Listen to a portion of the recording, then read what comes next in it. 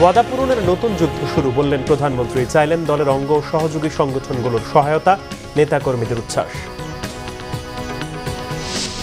ব্রাহ্মণবাড়িয়া সীমান্তে বিএসএফের গুলিতে 2 জন নিহত। ভারতকে সব দল ও ধর্মের মানুষের নিরাপত্তা নিশ্চিতের আহ্বান ডাক্তার শফিকের। হামে আরও 9 শিশুর মৃত্যু। টিকা কেনায় ইউনূস সরকারের গাফিলতির অভিযোগ, তদন্তের পরই ব্যবস্থা, জানিয়েছেন স্বাস্থ্য সচিব। দেখছিলেন ক্রাউন সিমেন্ট সংবাদ শিরোনাম। এবারে বিস্তারিত। প্রধানমন্ত্রী তারেক রহমান বলেছেন, একটি যুদ্ধ শেষ হয়েছে, আরেকটি শুরু হয়েছে। সে যুদ্ধ হচ্ছে সাধারণ মানুষকে দেওয়া প্রতিশ্রুতি বাস্তবায়ন করা। তিনি জানান, বিএনপি সহযোগিতা না করলে অনেক ক্ষেত্রে সরকার হয়তো সফল হতে পারবে না। সেজন্য বিএনপি নেতৃবৃন্দের সহায়তা চান প্রধানমন্ত্রী তারেক রহমান। রিপোর্ট করছেন আহমেদ সরওয়ার। 17 বছরের নির্বাসিত জীবন কাটিয়ে 25 ডিসেম্বর লন্ডন থেকে দেশে ফেরেন বিএনপির চেয়ারম্যান তারেক রহমান। নির্বাচনে জয়ী হয়ে সরকার গঠনের পর এবার দল ও এর অঙ্গ ও সহযোগী সংগঠনের নেতাদের নিয়ে রাজধানীর কৃষিবিদ ইনস্টিটিউশনে মত বিনিময় সভা করেন বিএনপি চেয়ারম্যান ও প্রধানমন্ত্রী তারেক রহমান। এতে অংশ নেন বিএনপি, যুবদল, স্বেচ্ছাসেবক দল, মহিলা দল, ছাত্রদল সহ অঙ্গ ও সহযোগী সংগঠনের নেতারা। সভায় দেয়া বক্তব্যে প্রধানমন্ত্রী বলেন, নির্বাচন আগে তিনি বিএনপির হয়ে জনগণকে কথা দিয়েছিলেন, ক্ষমতায় গেলে সুশাসন দেবেন, শিক্ষার্থীদের সুন্দর পরিবেশ দেবেন, নারী পুরুষ সকলে নিরাপদে রাস্তায় চলাচল করতে পারবে। বিগত সরকার যা করেছে সেরকম কিছু হবে না। আমরা মানুষকে যখন স্বৈরাচারের বিরুদ্ধে, ফ্যাসিবাদের বিরুদ্ধে আমরা আন্দোলন করছিলাম, তখন আমরা বলেছিলাম যে আমাদের উপরে যেরকম অত্যাচার নির্যাতন হচ্ছে, যেরকম গুম খুনের শিকার হচ্ছে রাজনৈতিক দলের নেতা কর্মীরা, আমরা চাই দেশে এমন একটি রাজনৈতিক পরিস্থিতি হোক যেখানে আমরা ডিবেট করব, কথা বলবো, কিন্তু এরকম পরিস্থিতি আমরা তৈরি হতে দেব না। এরকম অনেকগুলো আমরা কথা বলেছিলাম। প্রিয় নেতৃবৃন্দ, যেই কথাটি বলছিলাম, যুদ্ধ একটি শেষ হয়েছে, এখন আরেকটি যুদ্ধ শুরু হয়েছে। কি সেই যুদ্ধ? সেই যুদ্ধটি হচ্ছে আমরা মানুষকে যে কমিটমেন্ট দিয়েছিলাম সেই কমিটমেন্টগুলোর বাস্তবায়ন করা। প্রধানমন্ত্রী নেতাদের মনে করিয়ে দেন, তিনি বলেছিলেন এ নির্বাচন কঠিন হবে। তার বিশ্বাস সেটি নেতাকর্মীরা নির্বাচনের পরতে পরতে বুঝতে পেরেছেন। নির্বাচন হয়ে যাওয়ার পরে এবং ফলাফল বের হবার পরে, আমরা বিশেষ করে সরকার গঠন করার পরে এই ম্যানিফেস্টোটি আমাদের সরকারের তথা বাংলাদেশের জনগণের ম্যানিফেস্টোতে পরিণত হয়েছে। কারণ 52% মানুষ যারা ভোট দিয়েছে, 52% মানুষ এই ম্যানিফেস্টোর পক্ষে রায় দিয়েছে। কাজেই আমাদেরকে এখন এই ম্যানিফেস্টোতে আমরা যা যা বলেছি, আমাদের সর্বোচ্চ দিয়ে সরকারকে চেষ্টা করতে হবে এই ম্যানিফেস্টোর বাস্তবায়ন করার জন্য। কিন্তু সরকারটি গঠন হয়েছে, আমরা কি বলি, বিএনপি সরকার বলি, কিন্তু তাই নয় কি? আমরা বলি বর্তমান সরকার বিএনপি সরকার, অর্থাৎ সরকার ঠিকই আছে কিন্তু বিএনপি সরকার। সেজন্য বিএনপি যদি সহযোগিতা না করে, অনেক ক্ষেত্রে সরকার সফল হতে পারবে না। এবং বিএনপির সফলতা তখনই নির্ভর করছে যখন আপনারা এখানে উপস্থিত প্রত্যেকটি মানুষ এবং আপনারা যাদেরকে নেতৃত্ব দিচ্ছেন তাদেরকে সাথে নিয়ে সরকারের পেছনে এসে না দাঁড়ান। তা এর বাইরেই হলে আমরা সরকারকে কাঙ্ক্ষিত লক্ষ্যে নিয়ে যেতে পারবো না। সেজন্যই উপস্থিত সকল নেতৃবৃন্দ, আপনাদের সহযোগিতা প্রয়োজন। সভায় নেতাদের কথাও মনোযোগ দিয়ে শোনেন প্রধানমন্ত্রী। আহমেদ সরওয়ার, বাংলা ভিশন, ঢাকা। বিএনপি, ছাত্রদল, যুবদল ও স্বেচ্ছাসেবক দলের নেতাদের সাথে প্রধানমন্ত্রী ও বিএনপি চেয়ারম্যান তারেক রহমানের মতবিনিময় সভাকে ঘিরে সকাল থেকেই কৃষিবিদ ইনস্টিটিউটে জড়ো হন নেতাকর্মীরা। সবার মাঝে ছিল ব্যাপক উচ্ছ্বাস। এর মাধ্যমে তৃণমূলের সাথে কেন্দ্রের দূরত্ব কমবে বলে প্রত্যাশা অঙ্গ ও সহযোগী সংগঠনের নেতাদের। শুভ মাহফুজের রিপোর্ট। সরকার গঠনের পর প্রথমবারের মতো দলীয় প্রধান ও প্রধানমন্ত্রী তারেক রহমানের সাথে অঙ্গ ও সহযোগী সংগঠনের নেতাদের সাথে এ ধরনের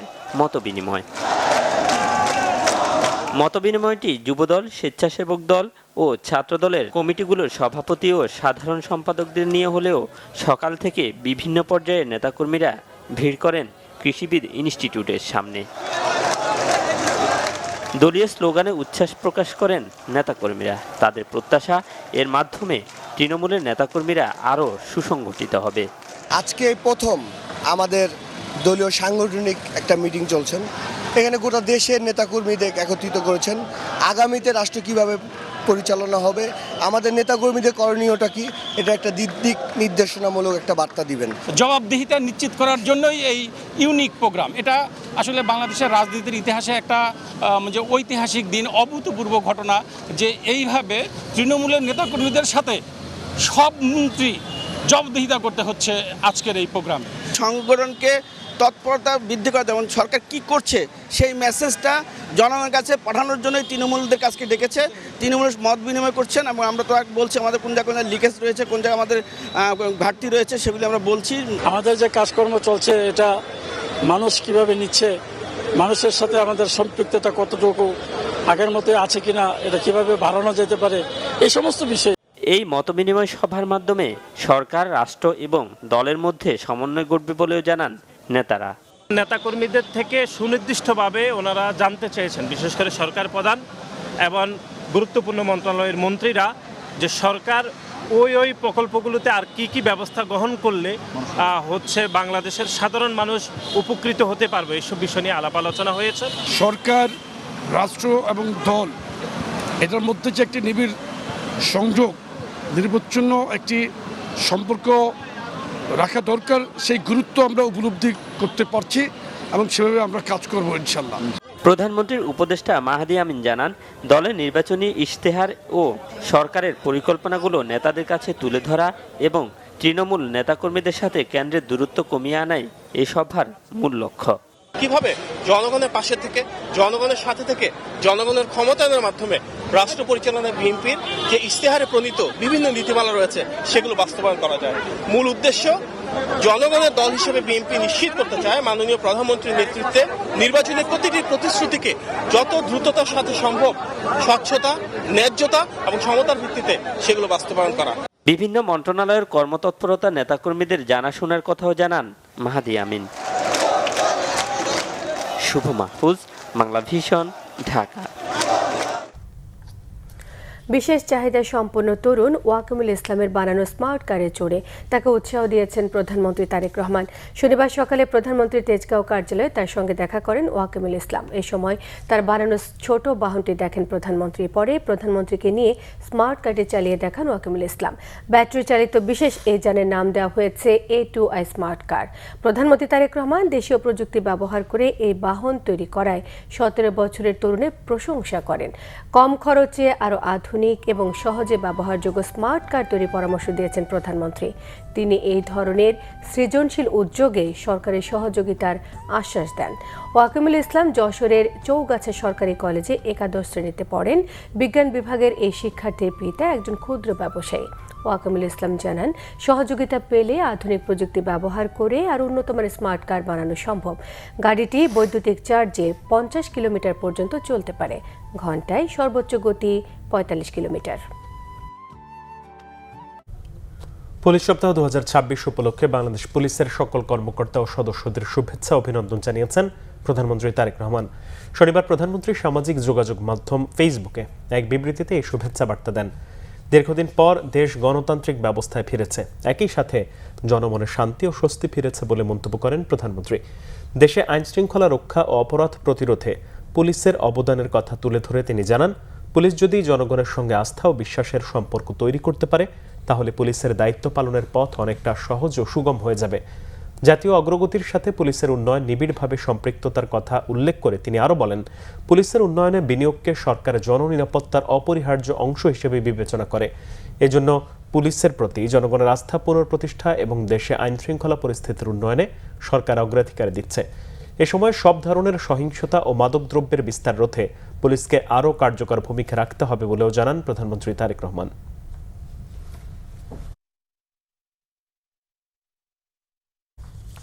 চিকিৎসার জন্য যুক্তরাজ্য গেলেন রাষ্ট্রপতি মোহাম্মদ শাহাবুদ্দিন।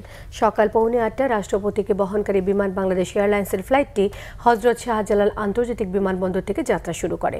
বিমানবন্দরে রাষ্ট্রপতিকে বিদায় জানান আইন বিচার ও সংসদ বিষয়ক মন্ত্রী মোহাম্মদ আসাদুজ্জামান, ডিপ্লোম্যাটিক কোরের ডিন ইউসুফ এস ওয়াই রমাদান, ব্রিটিশ হাইকমিশনার সারাহ কুক, প্রধানমন্ত্রী ও রাষ্ট্রপতির কার্যালয়ের ঊর্ধ্বতন কর্মকর্তারা, রাষ্ট্রপতির পরিবারের সদস্য, রাষ্ট্রপতির চিকিৎসকবৃন্দ, স্টাফ নার্স এবং বঙ্গভবনের সংশ্লিষ্ট কর্মকর্তা কর্মচারীরা এই সফরে রাষ্ট্রপতির সঙ্গে আছেন।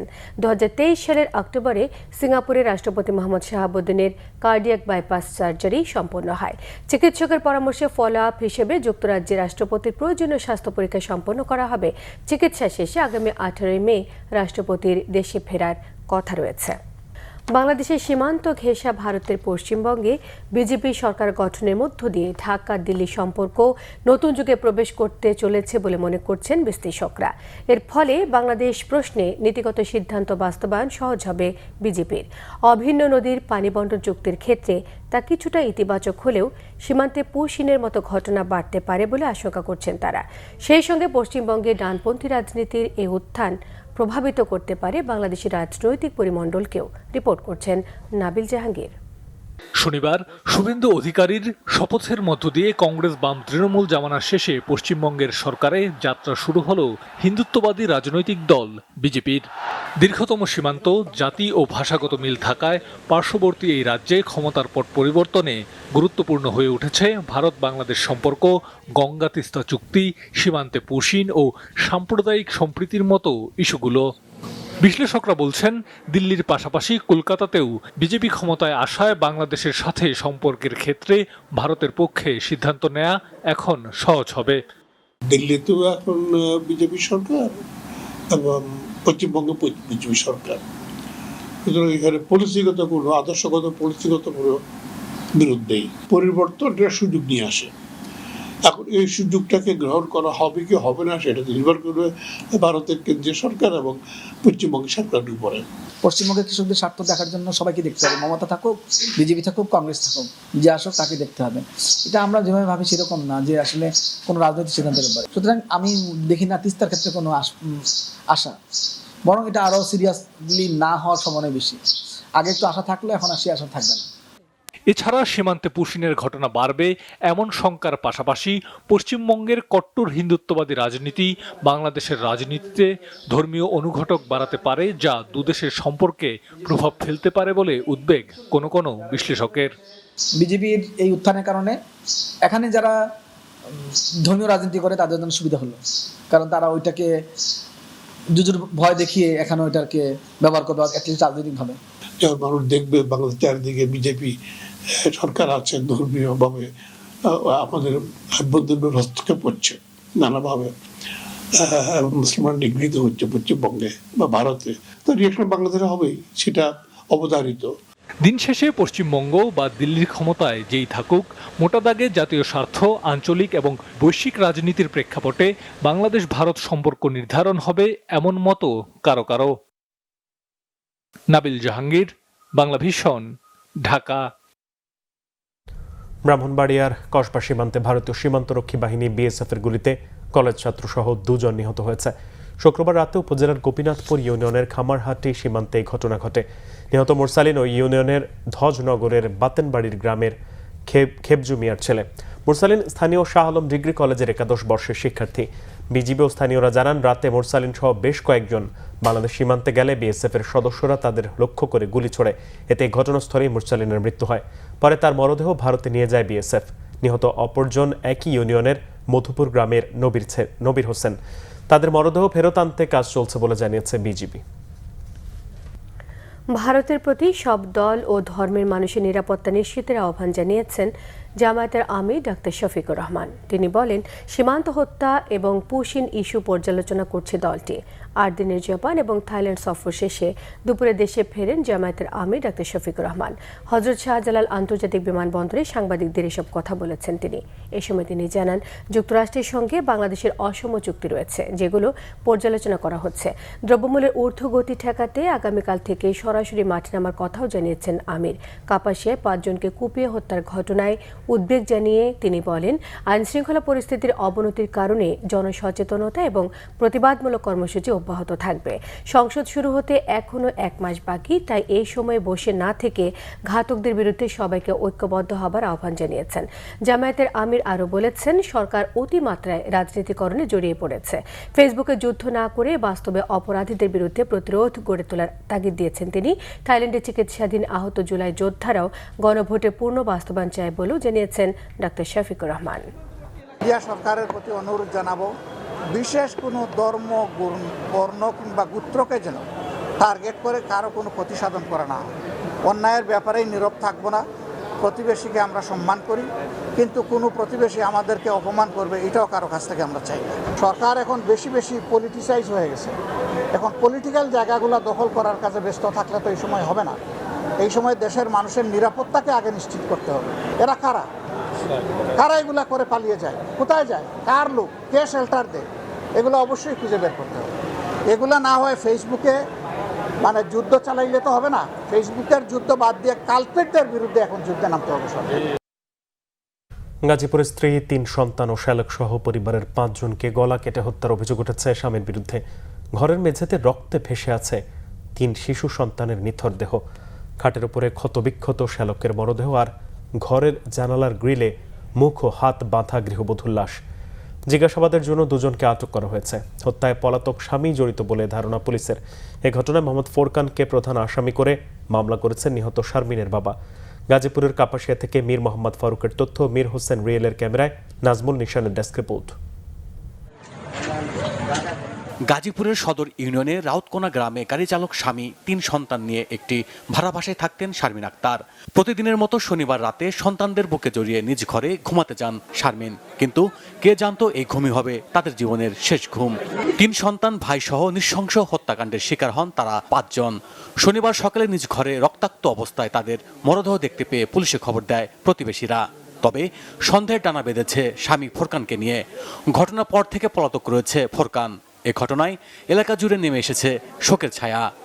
5 জন বাচ্চা একটা খাটের মধ্যে দেখলাম লাশ, আর 3 জন বাচ্চা আর মহিলারা 2 জন। আমরা চাই এটা যাতে সুষ্ঠু তদন্ত হয় এবং সুষ্ঠু বিচার হয়। লাশ বাইর করার আগে আমরা বিচার চাই।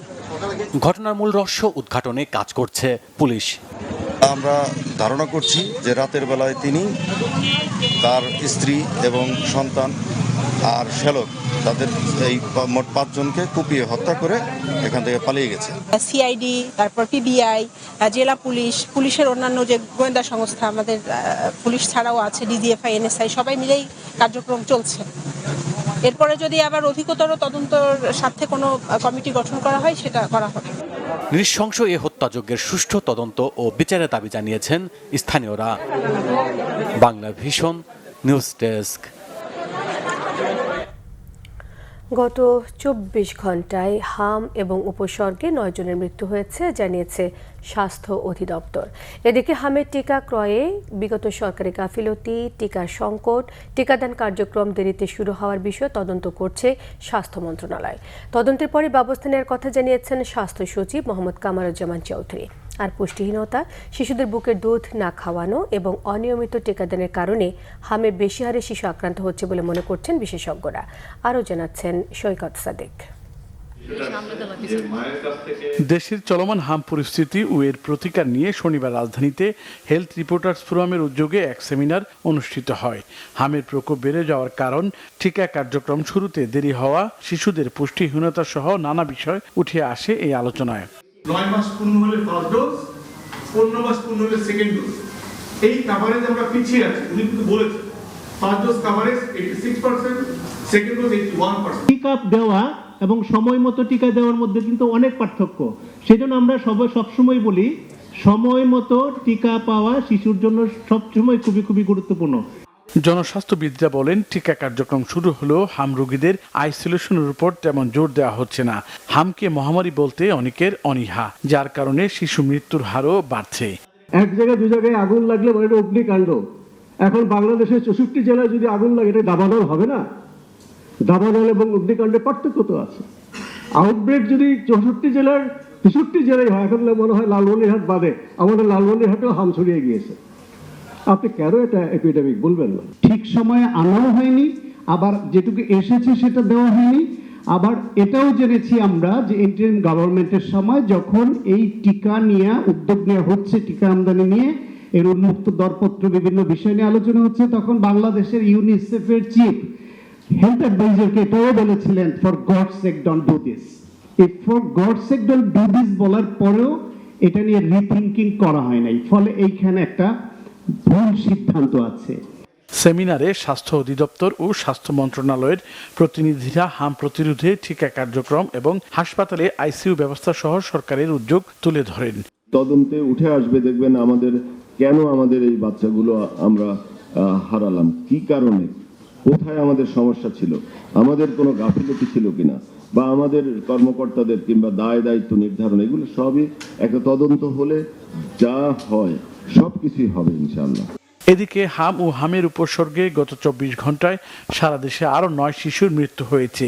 এই নিয়ে প্রাণহানির সংখ্যা 350 ছাড়িয়েছে। সৈকত সাদিক, বাংলা ভিশন, ঢাকা। ডাক, টেলিযোগাযোগ ও তথ্য প্রযুক্তি এবং বিজ্ঞান ও প্রযুক্তি মন্ত্রী ফকির মাহবুব আনাম বলেছেন, কেবল অপারেটর, আইএসপি এবং সম্প্রচার সংশ্লিষ্ট প্রতিষ্ঠানগুলোকে টিকিয়ে রাখা এবং আধুনিক প্রযুক্তির সঙ্গে সামঞ্জস্যপূর্ণ করে গড়ে তোলা সরকারের দায়িত্ব। বলেন, এই খাতের সাথে দেশের লাখো মানুষের কর্মসংস্থান জড়িত। শনিবার রাজধানীর ইন্টারন্যাশনাল কনভেনশন সিটি বসুন্ধরাতে অনুষ্ঠিত international cable TV, broadcasting and communication expo 2026-এর সমাপনী অনুষ্ঠানে প্রধান অতিথির বক্তব্যে তিনি এই কথা বলেন। মন্ত্রী বলেন, স্মার্ট প্রযুক্তি, ফাইবার অপটিক নেটওয়ার্ক, আইপিটিভি এবং ডিজিটাল কন্টেন্ট ব্যবস্থার বিস্তারের ফলে এই খাত জাতীয় উন্নয়ন, কর্মসংস্থান এবং তথ্য প্রযুক্তি নির্ভর অর্থনীতির গুরুত্বপূর্ণ চালিকা শক্তিতে পরিণত হয়েছে।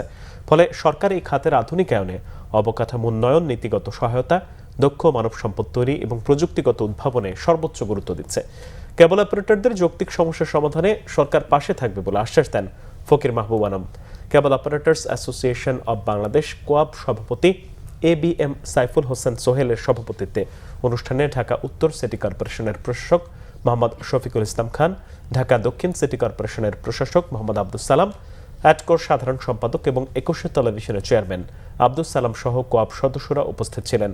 অনুষ্ঠান শেষে মন্ত্রী মেলার বিভিন্ন স্টল ঘুরে দেখেন।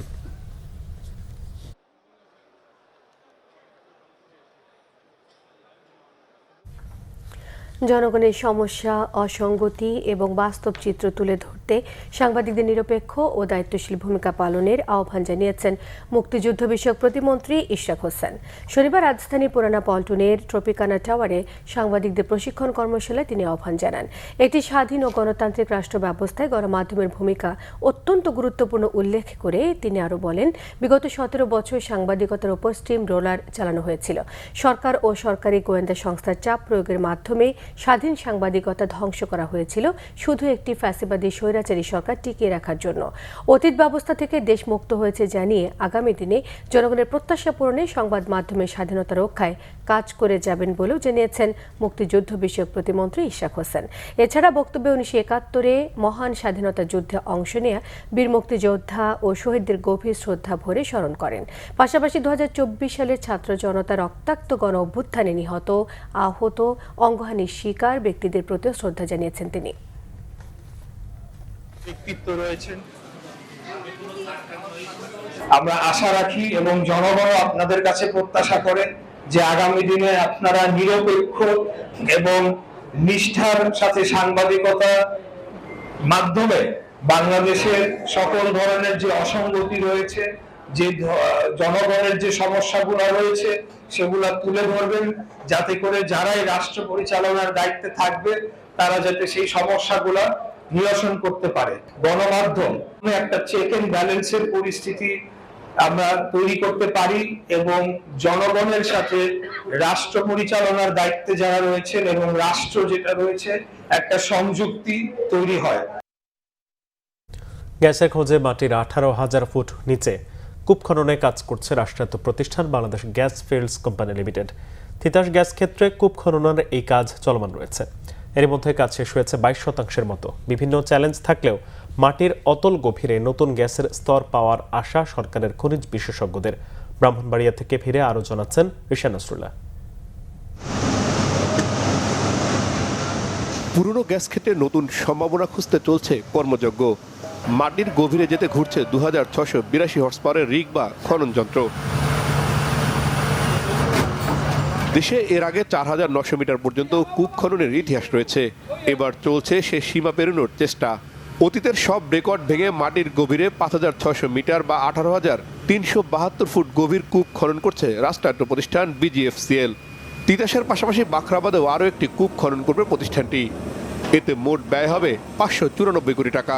ডিপার প্রসপেক্টে এইটা সাকসেসফুল হয় এবং ওখানে আমাদের যে আরও পাশাপাশি আরও যে 3টা কূপ খনন হচ্ছে তিতাস 28, 29 এবং 30, এইসব সাকসেসফুল হলে আমাদের উৎপাদন আরও কিছু বাড়বে। ডিপার প্রসপেক্টে গেলে কিছু হাই প্রেশার হাই টেম্পারেচারের ইস্যু থাকে, তো এখানে আমাদের high pressure high temperature well করার জন্য যে সকল আধুনিক টেকনোলজি ইউজ করতে হয়, যেমন ম্যানেজ প্রেশার ডিলিং, তারপরে আরও কিছু টেকনোলজি আছে, এগুলো সবই আমরা এই প্রজেক্টে ইনকর্পোরেট করছি যেন আমরা রিয়েল টাইম কোনো যদি কিক হয় বা কোনো হাই প্রেশার ইনকাউন্টার করি এটা আমরা যেন জানতে পারি। এই টোটালটা একটা high pressure high temperature well drilling করার জন্য যে সকল টেকনোলজি দরকার হয় আমরা সকল কিছু নিয়ে আমরা এই কূপে খননে গেছি। তিতাস 31 কূপের গভীর খননে গ্যাসের নতুন স্তর পাওয়া যেতে পারে বলে মনে করছেন ড্রিলিং বিশেষজ্ঞরা। খনন শেষের আগে নিশ্চিত না হওয়া গেলেও কূপ দুটিতে 2 ট্রিলিয়ন ঘনফুট গ্যাস পাওয়ার সম্ভাবনা দেখছেন তারা। আমরা সর্বোচ্চ টার্গেট করছি 15,000 PSI এবং 390 ডিগ্রি ফারেনহাইট, এটা আমার বলা আছে। এই পর্যন্ত আমি টার্গেট নিয়ে যাচ্ছি। এখন এর বাইরে যদি আমি কোনো প্রেশার ইনকাউন্টার করে ফেলি, সেই ক্ষেত্রে যদি আমার ড্রিলিংটা টার্মিনেট করতে হয় সেটা ভিন্ন কথা, কিন্তু আমি যদি কোনো টার্গেট পেয়ে যাই তারপরে আমি নিচে যাব না, এইটা আসলে আমার কাছে খুব মনে হয় না। কারণ আমি টার্গেট তো আমি 5,600 মিটার যাবই, আমি যেটা পাচ্ছি সেটা আমার জন্য ফরচুন। খনন হলে আমরা যদি নিশ্চিত হয়ে যাই যে এই 2 TCF এখানে আছে বা 1 TCF আছে বা 0.5 TCF আছে, সেটা আমাদের রিজার্ভের সাথে যুক্ত হবে। এটা খনন শেষে 15 মিলিয়ন ঘনফুট ডেইলি গ্যাস উৎপাদন হবে। এই ধরনের একটা টার্গেট এই কূপ থেকে আমাদের আছে। তিতাস গ্যাস ক্ষেত্রের কূপটি খননে সময় লাগবে 210 দিন, আর বাখরাবাদে কাজ শুরুর পর দরকার হবে 180 দিন। গ্যাস ক্ষেত্রে গভীর কূপ খননে কাজ করছে চীনের প্রতিষ্ঠান CCDC। দেশে ডিপ ড্রিলিং এর মাধ্যমে গ্যাসের অনুসন্ধান কার্যক্রম শুরু হয়েছে। প্রাথমিক পর্যায়ে 4টি গ্যাস ক্ষেত্রের 4টি কূপে ডিপ ড্রিলিং করা হবে। ডিপ ড্রিলিং এ কিছু শঙ্কা থাকলেও সংশ্লিষ্টরা মনে করছেন এর মাধ্যমে গ্যাসের নতুন স্তর আবিষ্কার করা সম্ভব হবে, যা দেশের গ্যাস সংকট মোকাবেলায় কার্যকরী ভূমিকা রাখবে। রিশান নাসরুল্লাহ, বাংলাভিশন, তিতাস গ্যাস ক্ষেত্র, ব্রাহ্মণবাড়িয়া। বাণিজ্যমন্ত্রী খন্দকার আব্দুল মুক্তাদির জানিয়েছেন, দেশের বন্ধ হয়ে যাওয়া কারখানাগুলো ফের সচল করতে কাজ করছে সরকার, যেন কয়েক লাখ পরিবারে আয়ের ব্যবস্থা করা যায়। ঠাকুরগাঁওয়ে নবনির্মিত বেসিক শিল্পনগরী সকালে পরিদর্শন করেন শিল্পমন্ত্রী। জানান, সরকার লক্ষ্য হচ্ছে দক্ষ জনশক্তি তৈরি করা। মন্ত্রী জানান, অচিরেই কৃষকদের সাথে কন্ট্রাক্ট ফার্মিং এর মাধ্যমে রপ্তানিযোগ্য পণ্য উৎপাদনে সব ধরনের সহযোগিতা দেবে সরকার। পরে দুপুরে পঞ্চগড় চিনিকল পরিদর্শন করেন মন্ত্রী। মতবিনিময় সভা শেষে সাংবাদিকদের জানান, বিশেষজ্ঞদের নিয়ে বন্ধ চিনিকল চালু করাই এই পরিকল্পনার প্রথম পদক্ষেপ। এ সময় শিল্প মন্ত্রণালয়ের সচিব মোহাম্মদ ওবায়দুর রহমান, BSFICর চেয়ারম্যান জাহাঙ্গীর আলম ও পঞ্চগড় 1 আসনের সংসদ সদস্য ব্যারিস্টার নওশাদ জমির তার সাথে ছিলেন। রোজা এবং ঈদ বিশ্বব্যাপী একদিনে পালনের দাবির ভ্রান্তি নিরসনে শরী বিশ্লেষণ শীর্ষক সেমিনারের আয়োজন করে দাওয়াতুস সুন্নাহ বাংলাদেশ। শনিবার রাজধানীর IEBতে আয়োজন করে সংস্থাটি। সেমিনারে জাতীয় মসজিদ বায়তুল মোকাররমের খতিব মুফতি আব্দুল মালিক জানান, বিশ্বের বিভিন্ন দেশে এমনকি একই শহরেও মুসলমানদের মধ্যে কখনো কখনো ঈদ উদযাপনে ভিন্নতা দেখা যায়। কেউ রোজা পালন করছেন, আবার কেউ ঈদ উদযাপন করছেন। এ ধরনের পরিস্থিতি মুসলিম উম্মার ঐক্যের জন্য উদ্বেগজনক। অন্য বক্তারা জানান, রোজা এবং ঈদের মতো গুরুত্বপূর্ণ ইবাদতে বিভক্তি মুসলমানদের মাঝে মতবিরোধ এবং বিরোধের সৃষ্টি করে। এই অবস্থা থেকে উত্তরণের জন্য শরিয়া সম্মত উপায়ে মুসলমানদের মধ্যে ঐক্য প্রতিষ্ঠার তাগিদ দিয়েছেন বক্তারা।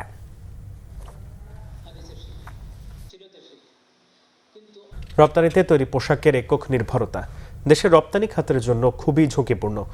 কোভিড কিংবা ট্রাম্প ঘোষিত US ট্যারিফ সেটি দেখিয়ে দিয়েছে। DCCI আয়োজিত সেমিনারে এসব কথাই উঠে এসেছে। রাজধানীতে DCCI কার্যালয়ে সমন্বিত বন্দর ও লজিস্টিক খাতের উন্নয়ন বিষয়ক সেমিনারের আয়োজন করা হয়। এ সময় বক্তারা বলেন, তৈরি পোশাক সহ প্রায় 1000 পণ্য রপ্তানি করে বাংলাদেশ, অথচ মোট রপ্তানির 82% আসে একক তৈরি পোশাক খাত থেকে। আর রপ্তানিতে পোশাক খাতের এই একক আধিপত্য দিয়ে মোট রপ্তানির চেহারার খুব একটা পাল্টানো যাবে না। আমদানি রপ্তানি কার্যক্রম গতিশীল করতে বন্দরের আধুনিকায়ন, কন্টেইনার হ্যান্ডলিং ব্যবস্থাপনা ও অবকাঠামোর উন্নয়ন সহ বন্দরের ধারণ ক্ষমতা বাড়ানোর তাগিদও দেন বক্তারা। এ সময় পলিসি এক্সচেঞ্জ বাংলাদেশের chairman doctor M Masrur Riaz বলেন, দেশের বন্দরগুলোতে কাঠামোগত ব্যাপক উন্নয়নের গুরুত্ব না দিলে প্রতিযোগী দেশগুলোর তুলনায় রপ্তানি আয় আরও পিছিয়ে পড়বে দেশ। সারা দেশের আরো কিছু খবর নিয়ে এখন থাকছে ডেস্ক রিপোর্ট। আওয়ামী লীগ আর কোনোদিন রাজনীতি করতে পারবে না বলেছেন ঢাকা 2 আসনের সংসদ সদস্য আমানুল্লাহ আমান। কেরানীগঞ্জের হিজলায় সরকারি প্রাথমিক বিদ্যালয়ের 45তম বার্ষিক ক্রীড়া প্রতিযোগিতার অনুষ্ঠানে তিনি কথা বলেন। অনুষ্ঠানে সভাপতিত্ব করেন স্কুলের ম্যানেজিং কমিটির সভাপতি হাজী মোহাম্মদ তাইজউদ্দিন।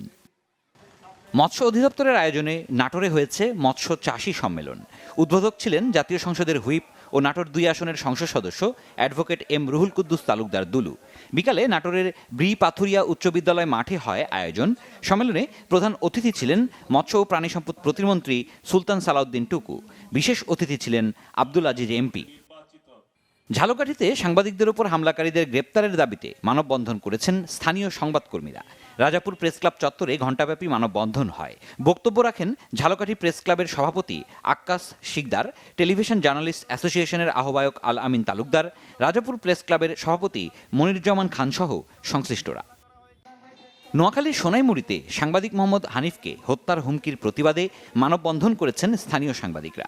উপজেলার বাইপাস চত্বরে মানববন্ধন হয়। এতে প্রিন্ট, ইলেকট্রনিক ও অনলাইন মিডিয়ার সাংবাদিকরা অংশ নেন। বগুড়া গলফ ক্লাবে অনুষ্ঠিত হয়েছে গলফ টুর্নামেন্টের সমাপনী। 3 দিনব্যাপী এ টুর্নামেন্টে দেশের বিভিন্ন অঞ্চল থেকে শতাধিক গলফার অংশ নেন। প্রধান অতিথি ছিলেন বগুড়া গলফ ক্লাবের প্রেসিডেন্ট জিওসি 11 পদাতিক ডিভিশন ও area commander major general Tohidul Ahmed. উপস্থিত ছিলেন আবুল খায়ের গ্রুপের ডেপুটি ডিরেক্টর আবু সায়েদ চৌধুরী সহ সেনাবাহিনীর ঊর্ধ্বতন সামরিক কর্মকর্তারা। Sirajummoni Shuvo, Bangla vision, news desk. Crown cement শিরোনামগুলো আরেকবার জানিয়ে দিয়ে ওয়াদা পূরণে নতুন যুদ্ধ শুরু বললেন প্রধানমন্ত্রী। চাইলেন দলের অঙ্গ ও সহযোগী সংগঠনগুলোর সহায়তা, উচ্ছ্বাস নেতাকর্মীদের। ব্রাহ্মণবাড়িয়া সীমান্তে বিএসএফ এর গুলিতে নিহত 2 জন। ভারতকে সব দল ও ধর্মের মানুষের নিরাপত্তা নিশ্চিতের আহ্বান ডাক্তার শফিকের। হামে আরো 9 শিশুর মৃত্যু। টিকা কেনায় ইউনূস সরকার গাফিলতির অভিযোগ। তদন্তের পরই ব্যবস্থা জানিয়েছেন স্বাস্থ্য সচিব।